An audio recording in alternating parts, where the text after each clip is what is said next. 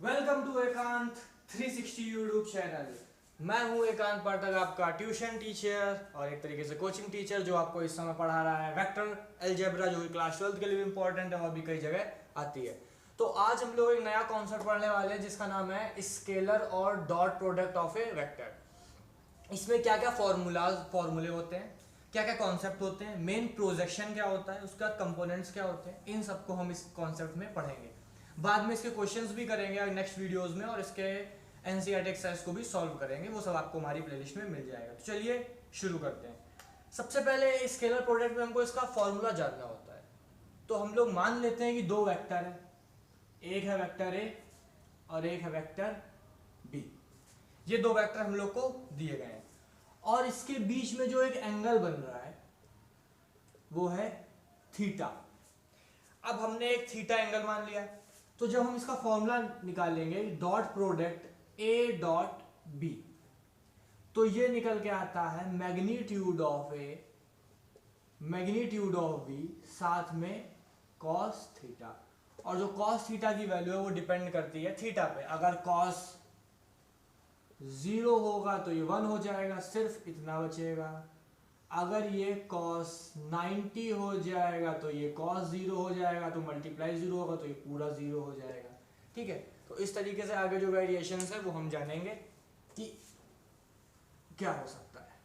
और यहीं पे मेन बात ये भी मैं आपको बता देना चाहता हूँ कि cos 0 1 होता है और cos, तो ये ऐसे लिख देता हूं मैं पहले cos थीटा। हाँ, तो क्या होता है कि अगर हम लोग एक ए को एक्सटेंड करके देखें तो ये क्या हो सकता है, a1 i cap plus a2 j cap plus a3 k cap. ठीक है, इसी तरीके से अगर मैं b को भी पूरा एक्सटेंड करूं तो ये b क्या हो सकता है, एक b1 i cap plus b2 j cap plus b3 k cap. तो जब इसका मल्टीप्लाई होगा तो इन दोनों का मल्टीप्लाई होगा, इन दोनों का मल्टीप्लाई होगा। मतलब पहले a1 का b1 i कैप से होगा, फिर b2 j कैप से होगा, फिर b3 k कैप से होगा, ऐसे कई सारे होंगे। लेकिन क्या होता है, हम लोग एक चीज पढ़ने में देखते हैं कि i cap into I cap is equal to j cap into J cap is equal to k cap into k cap. हम लोग को अक्सर क्या दिखाया जाता है कि होता है ये 1। और बाकी अगर हम लोग देखें कि I cap into J cap is equal to J cap into I cap हो जाता है 0, J cap in dot product of K cap is equal to K dot J cap क्या हो जाता है 0, और हमारा K dot I cap is equal to I cap dot K cap भी हमारा क्या हो जाता है 0। इसके पीछे जो सारा रीजन होता है वो रीजन होता है इस फॉर्मूले से रिलेटेड। क्योंकि जब हम लोग आई कैप इंटू आई कैप करते हैं, मान लीजिए ये इंपॉर्टेंट चीज बताने जा रहा हूं, तो क्या होगा हमारा मैग्नीट्यूड ऑफ आई, अगर यूनिट वेक्टर है आई कैप के ऊपर का मतलब है कि ये एक यूनिट वेक्टर है, और यूनिट वेक्टर का जो मैग्नीट्यूड होता है हम लोग पहले ही पढ़ चुके हैं कि 1 होता है। तो 1 हो जाएगा, इसका भी क्या हो जाएगा 1 हो जाएगा, और इनके बीच में कोई भी नहीं, एक ही एक्सिस पे, तो इनका एंगल क्या होगा बीच में 0 होगा। cos 0 डिग्री मतलब 1 इंटू 1 इंटू 1 हो जाएगा 1, इसलिए ये हमेशा क्या आता है 1 आता है। और अगर यहीं i इंटू जे कैप कर दें तो 3 एक्सिस होती हैं y z, इन सब के बीच में क्या होता है 90 डिग्री होते हैं। अगर ये i है, ये j है, ये k है, तो जब i इंटू जे करेंगे तो मैग्नीट्यूड 1 लेकिन क्या हो जाएगा cos 90, मतलब 1 इंटू 1 इंटू 0 तो 0, इसलिए बाकी सब 0 हो जाते हैं। तो a1i का सिर्फ b1i से मल्टीप्लाई हो सकता है, जैसे ही a1i का b2j से होगा i इंटू जे होगा, cos 90 होगा, 0 होगा और खत्म हो जाएगा। मतलब कि मान लीजिए अगर आप इस साइड को लिखना चाहते हैं कि आप लिखना चाहते हैं a dot B vector is equal to magnitude of A magnitude of B और cos थीटा। ठीक, अगर एंगल निकालना चाहते हैं तो मल्टीप्लाई तो समझ में आ गया है, तो हमारे पास सिर्फ a1 b1 a2 b2 plus a3 b3 होगा इसके हिसाब से। और यहां पे क्या हो जाएगा हमारा a vector magnitude of b और cos थीटा। अब cos थीटा जब इसको पूरा भेज देगा तो क्या हो जाएगा, एक तरीके से cos थीटा अगर हम इधर लिख दें, इसको इधर कर दें, तो a1 b1 plus a2 b2 plus a3 और b3 upon magnitude of a और मैग्नीट्यूड ऑफ b, ये हो जाएगा। अब वैसे इधर पे अगर हम लोग इसके इस हिसाब से एंगल की बात करते हैं, अगर हमें ए वेक्टर और बी वेक्टर का मल्टीप्लाई पहले से पता होता तो हमारा यहाँ थीटा क्या हो जाता, कॉस थीटा हो जाता हमारा A dot B vector upon A magnitude of B is equal to theta is equal to cos inverse A dot B vector upon A और बी। ये फॉर्मूला हमारा थीटा का इस जगह पे आता। लेकिन अगर हम लोग इस जगह पे थीटा का फॉर्मूला निकाल रहे हैं तो इतना आ गया। इसके बाद इसके आगे हम लोग क्या कर सकते हैं, जो ये हमारा ए मैग्नीट्यूड है एक तरीके से इसका ही तो होगा। तो अगर हम लोग यहाँ पे ए मैग्नीट्यूड निकाल रहे होंगे तो क्या होगा, ये अंडर रूट में a1 का स्क्वायर प्लस a2 का स्क्वायर प्लस a3 का स्क्वायर। तो अगर इसको हम लोग थोड़ा और एक्सटेंड करें इस वाले कॉस थीटा को, तो हमारा ये क्या हो जाएगा, cos theta is equal to a1 b1 plus a2 b2 plus a3 b3 upon under root of a1 square plus a2 का स्क्वायर प्लस a3 का स्क्वायर। और ये क्या हो जाएगा, b1 square under root plus b2 का square plus b3 का square. ये हमारा क्या हो जाएगा, पूरा फॉर्मूला बन के आ जाएगा। तो ये डॉट प्रोडक्ट जो है ये नॉर्मल a प्लस बी वाला, और ये हमारे दोनों चीज में अंतर है, आप अच्छे से समझ पाएंगे। तो हमने क्रॉस प्रोडक्ट का फॉर्मूला ये, लेकिन अगर हम लोग इसकी वैल्यू निकालते हैं तो उसके बाद का जो भी प्रोजेक्शन है वो ये है। अगर हमारा कोई मान लीजिए इन दोनों में अगर हम लोग को ये पता चलता है कि ये परपेंडिकुलर है, मान लीजिए कि जो हमारा ए वेक्टर है वो परपेंडिकुलर है बी वेक्टर पे, तो परपेंडिकुलर होने का मतलब है कि हमारा cos 90 हो जाएगा। जैसे ही हम लोग देखेंगे a डॉट बी डॉट, तो हमारा magnitude of A magnitude of B और cos 90, मतलब इस तरीके से एंगल बन रहा है।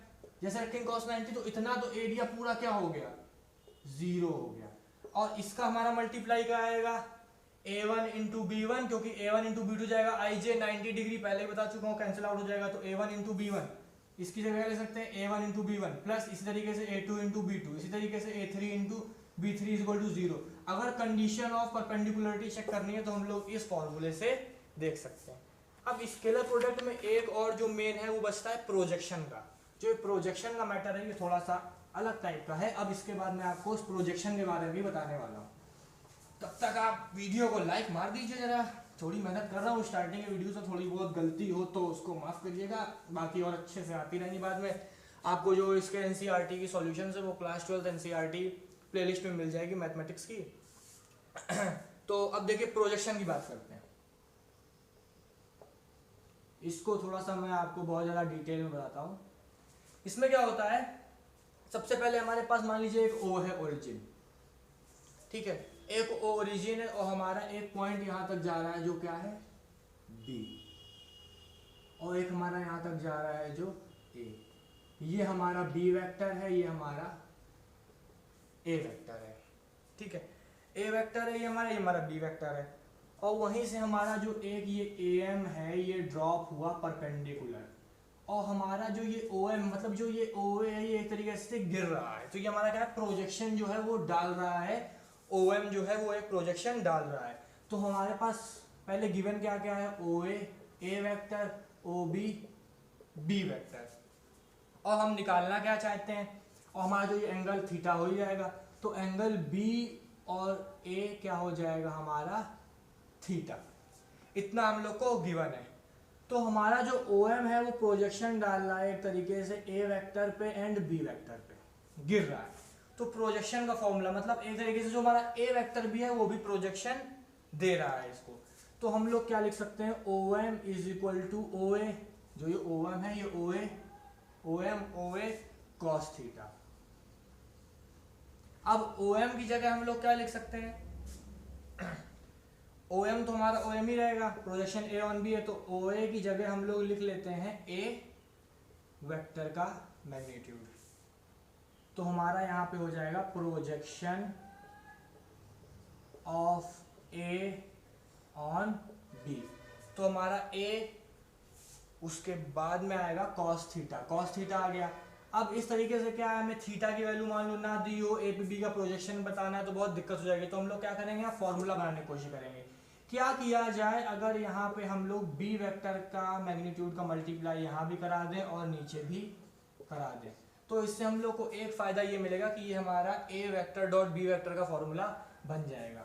और ये फॉर्मूला जैसे ही बनेगा तो ये A vector dot B vector upon B, मतलब projection of A on B का फॉर्मूला ये हमारा बन गया है।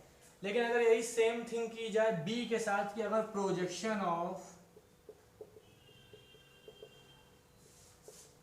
बी ऑन ए पढ़ रहा होता, मान लीजिए कि यहाँ पे इस बार ए का बीम पड़ रहा है लेकिन बी का ए पढ़ रहा होता, ज्यादा दिक्कत नहीं होती है, यहाँ पे सेम ही रहता है, बस नीचे मैग्नीट्यूड जो होता है वो ए का हो जाता है। मतलब फॉर्मूला यही रहेगा ए डॉट बी वेक्टर, बस मैग्नीट्यूड नीचे का क्या हो जाएगा, ए मैग्नीट्यूड हो जाएगा। तो ये थोड़े कॉन्सेप्ट थे स्केलर और डॉट प्रोडक्ट के चैप्टर्स के। आगे इसके क्वेश्चन वीडियोस में आपको मिलेंगे जो कि एनसीईआरटी एक्सरसाइज में मिलेगी। तो अगर आपको ये अच्छा लगा हो तो लाइक कर दीजिएगा और आप इजी फ्रेंड्स को जरूरत हो तो शेयर भी कर दीजिएगा। फिर मिलते हैं अगले वीडियो में। Thank you, have a nice day.